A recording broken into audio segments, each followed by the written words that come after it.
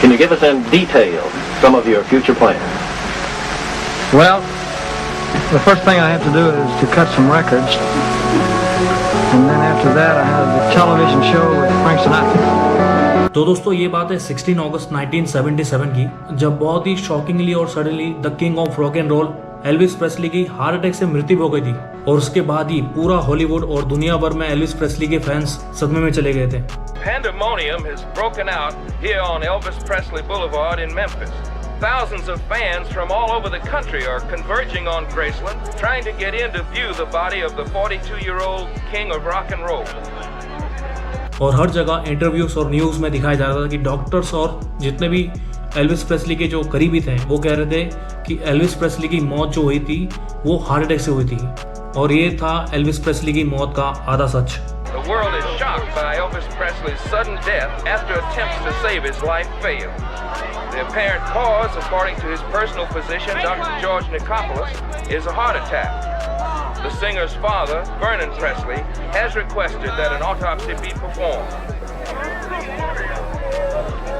दोस्तों मैंने अपनी रिसर्च में ये देखा कि जब भी एल्विस प्रेस्ली के किसी रिश्तेदार और डॉक्टर से पूछा गया कि एल्विस प्रेस्ली की एक्चुअली में मौत हार्ट अटैक से कैसे हुई थी, और उसका जवाब कोई भी क्लियरली नहीं बता पा रहा था। दोस्तों एक्चुअली में एल्विस प्रेस्ली की मौत बहुत से ड्रग यूसेज और कॉन्स्टिपेशन के वजह से आए हार्ट अटैक के वजह से हुई थी, लेकिन सालों तक किसी को भी ये सच बताया नहीं गया था। लेकिन एल्विस प्रेस्ली की मौत का सच सामने आया, वो भी कब? एल्विस प्रेस्ली के मरने के 43 इयर्स बाद। और उसी आर्टिकल में एल्विस प्रेस्ली की मौत का सच पूरी तरह से लिखा गया था। और उसी आर्टिकल में एल्विस प्रेस्ली की मौत का सच और ऑटोप्सी रिपोर्ट भी सामने आई। एल्विस प्रेस्ली की मौत के दो बड़े कारण थे। पहला था अनहेल्दी स्नैकिंग और दूसरा था बहुत सारे ड्रग्स का सेवन करना। दोस्तों एल्विस प्रेस्ली को एक अनहेल्दी ऑब्सेशन था बेकन एंड चीज सैंडविच खाने का, और ऐसा कहा जाता था कि उनका बेकन एंड चीज सैंडविच को लेके ऑब्सेशन इतना गंदा था कि वो दिन में 3 से 4 बेकन एंड चीज सैंडविच खाया करते थे, और जबकि उनको बचपन से ही कॉन्स्टिपेशन की समस्या थी।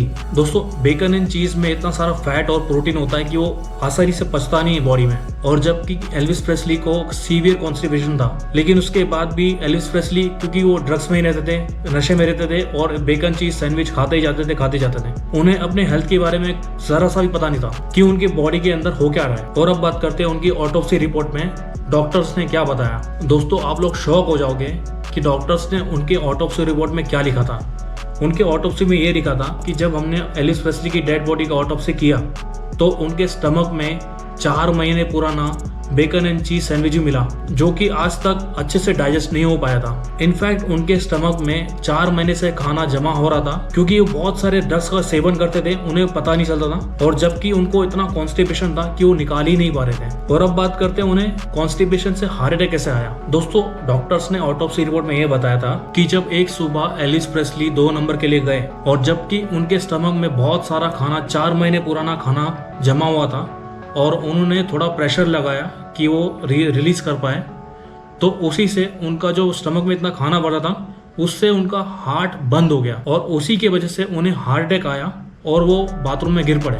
और बाकी की कहानी आप सबको पता है। दोस्तों एल्विस प्रेस्ली की मौत का जो कारण था बहुत ही अनुकूल था, इसलिए उनके कोई रिश्तेदार या डॉक्टर्स बता नहीं पा रहे थे, क्योंकि उन्हें बताने से मना किया था कि क्या बताएंगे, एक रॉक स्टार, एक king of rock and roll constipation से कैसे मर सकता है, ये बताने में थोड़ा अनुकूल लगता था। और दोस्तों इसी से हमें ये भी सीख मिलती है कि कॉन्स्टिपेशन की वजह से भी इंसान की मौत हो सकती है। इनफैक्ट पूरे दुनिया में कॉन्स्टिपेशन की वजह से आज भी बहुत सारी मौतें होती है, और ऐसा कहा जाता है कि 100 में से 16 लोगों को सीवियर कॉन्स्टिपेशन है पूरे दुनिया में। और जबकि ये दुनिया भर की बहुत बड़ी प्रॉब्लम है, मैं इस पे एक वीडियो बनाऊंगा जरूर कि इंसानों को मॉडर्न वर्ल्ड में कॉन्स्टिपेशन होना कैसे चालू हुआ। तो दोस्तों बस ये था एल्विस प्रेस्ली की मौत का सच का कारण। और अगर इस वीडियो से आपको कुछ भी सीखने मिला तो मेरे इस वीडियो को लाइक और शेयर जरूर करना, और मेरे चैनल को सब्सक्राइब जरूर करना दोस्तों। तो बस मिलते हैं जल्दी अगले वीडियो में, तब तक के लिए थैंक यू।